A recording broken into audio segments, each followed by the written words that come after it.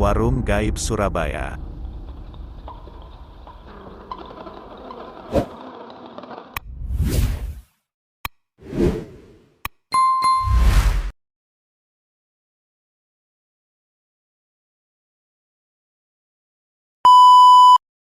Cerita ini merupakan kisah nyata yang dialami oleh seorang jurnalis di Surabaya, tepatnya pada 10 tahun silam.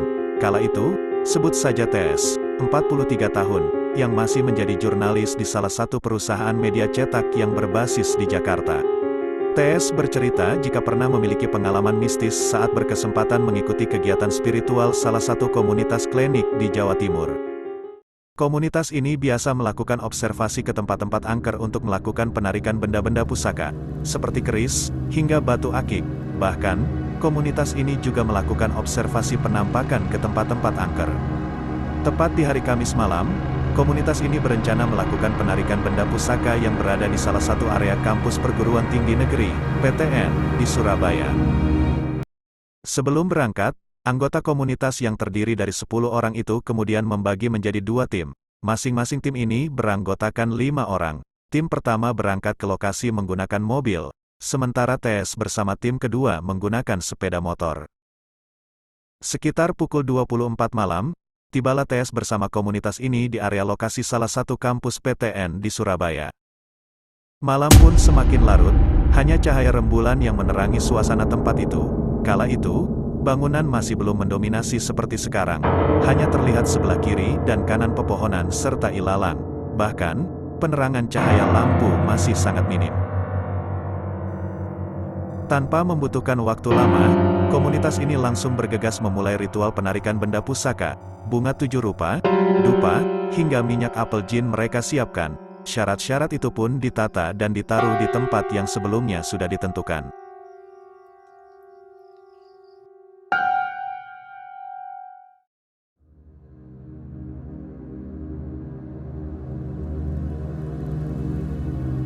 Namun, setelah beberapa jengkal melangkah, mereka melihat adanya warung atau rumah makan yang tak jauh dari titik lokasi penarikan benda pusaka. Saat itu warung terlihat seperti warung makan zaman dulu. Tembok warung masih menggunakan bambu dengan atap yang terbuat dari ilalang. Sementara untuk penerangan menggunakan lampu templok.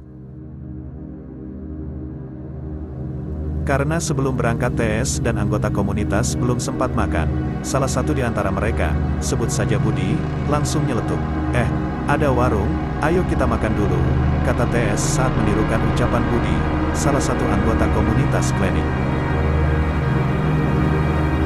Namun, rekan anggota lain yang peka terhadap benda gaib langsung menjawabnya, warung setan itu, kata salah satu anggota komunitas seperti ditirukan TS.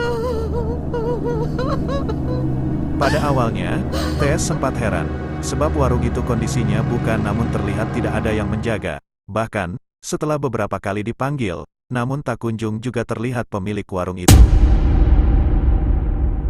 Alangkah kagetnya, tiba-tiba saja muncul tepat di hadapan TS dan 5 orang anggota komunitas seorang nenek tua dari balik meja. Nenek tua itu pun spontan bertanya ke mereka, "Onok opo le?" tanya nenek tua itu, cerita TS.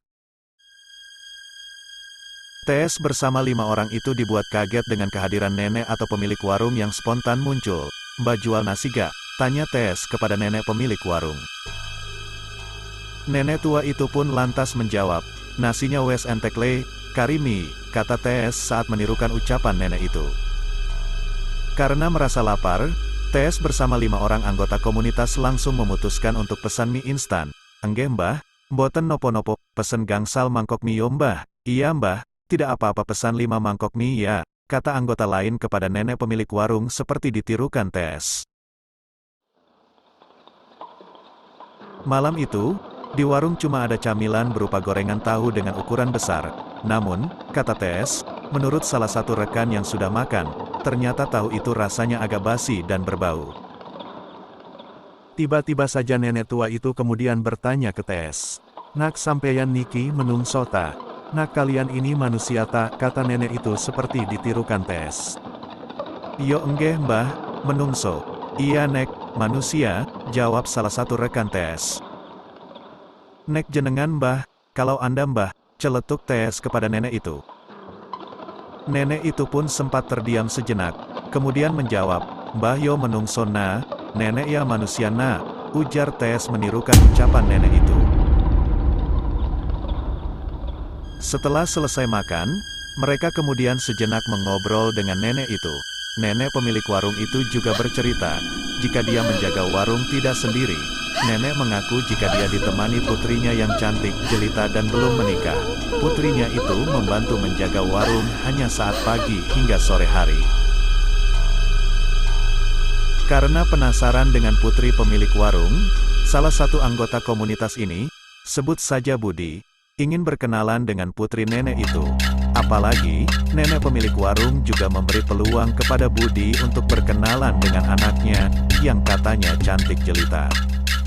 Setelah membayar makanan dan mengobrol santai dengan nenek, akhirnya kami memutuskan untuk kembali pulang ke rumah masing-masing, kata Tes.